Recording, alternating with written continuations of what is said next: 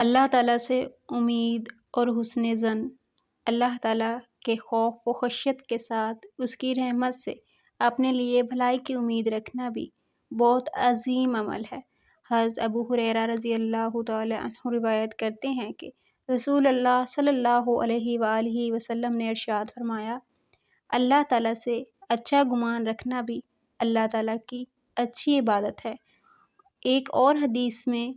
آپ صلی اللہ علیہ وآلہ وسلم نے اللہ تعالیٰ کا یہ ارشاد نقل فرمایا ہے، جو کہ حدیث قدسی ہے،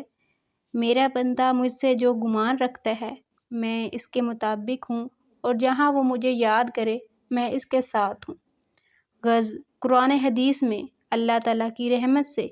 اچھی امید رکھنے کے لیے بڑے فضائل وارد ہوئے ہیں، لیکن اس کا مطلب یہ ہے کہ انسان اپنی استطاعت کے مطابق اللہ تعالیٰ کے احکام کے مطابق زندگی گزارنے اور جہاں اس کی کوشش کے باوجود غلطیاں اور کوتاہیاں ہو جائیں تو ان کے بارے میں اللہ تعالیٰ کی رحمت کا امیدوار رہے۔ لیکن اگر کوئی شخص اپنی زندگی میں اللہ تعالیٰ کے احکام سے بالکل غافل ہو، اپنی اصلاح کے متعلق فکر نہ کرے اور اپنے آپ کو بے لگام نفسانی خواہشات کے پیچھے چلنے کے لیے آزاد چھوڑ دے اور اس غفلت اور بے فکری کے باوجود یہ آرزوئیں باندھے کہ خود بخود مغفرت ہو جائے گی، تو ایسے شخص کی حدیث میں سخت مذمت کی گئی ہے۔ صحیح طرز عمل یہ ہے کہ اپنی اصلاح کی فکر کے ساتھ انسان اللہ تعالیٰ کے خوف و خشیت، اس کے ساتھ حسن ظن اور اس کی رحمت کی امید دونوں کو اس طرح جمع کرے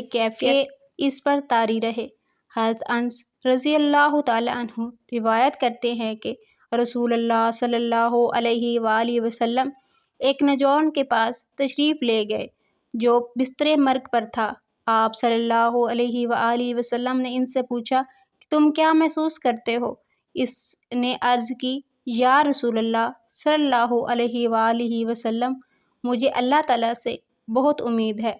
لیکن ساتھ ہی اپنے گناہوں کا ڈر بھی ہے۔ آپ صلی اللہ علیہ وآلہ وسلم نے ارشاد فرمایا کہ جس مومن کے دل میں اس جیسے موقع پر دو باتیں جمع ہوں، اللہ تعالیٰ اس کی امید پوری فرما دیتے ہیں اور اسے اس کے خوف سے مامون فرما دیتے ہیں۔